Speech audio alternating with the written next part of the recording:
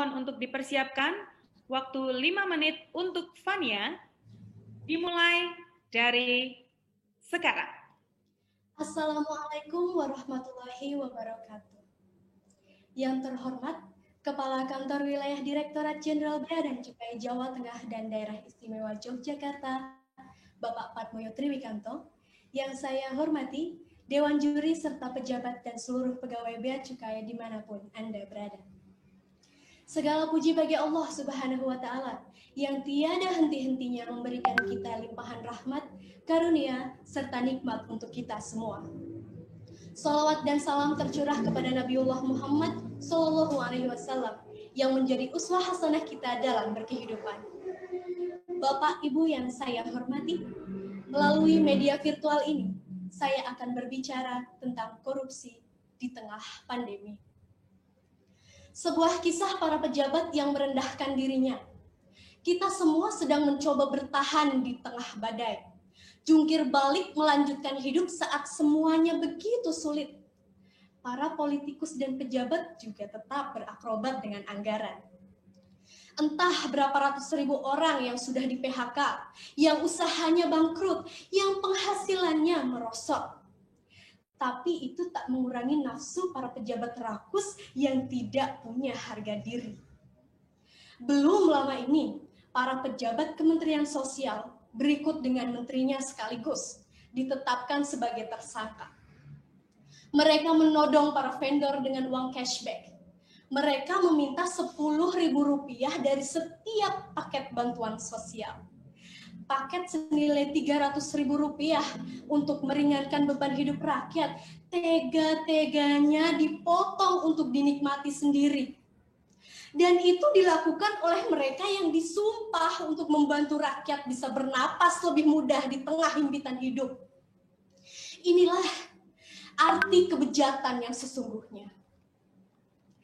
Kasus-kasus korupsi di tengah pandemi membuktikan kompas moral para politikus dan pejabat kita memang sedang berada di titik terendah. Bahkan pandemi yang membunuh banyak orang, menyengsarakan banyak orang, tak membuat para pelaku menahan diri dari hasrat memperkaya diri sendiri.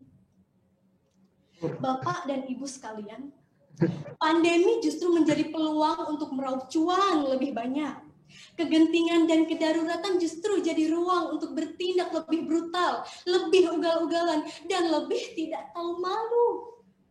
Pandemi terbukti melahirkan kebiasaan-kebiasaan baru, kecuali perilaku para politikus dan pejabat kita.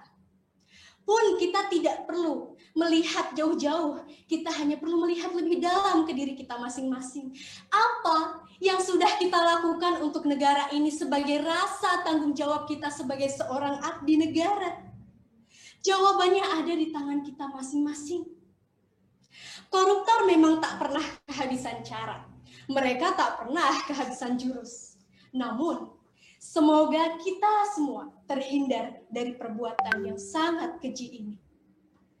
Langit memang terlihat kian mendung. Badai semakin kencang merundung. Basa-basi rasanya tidak diperlukan lagi. Krisis sudah jelas terpampang. Hari-hari ini mungkin saja kita memang akan kalah.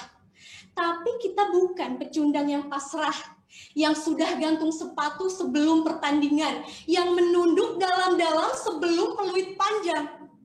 Kita tidak rela melempar handuk ke lantai, karena kita belum sudi melihat Indonesia terberai.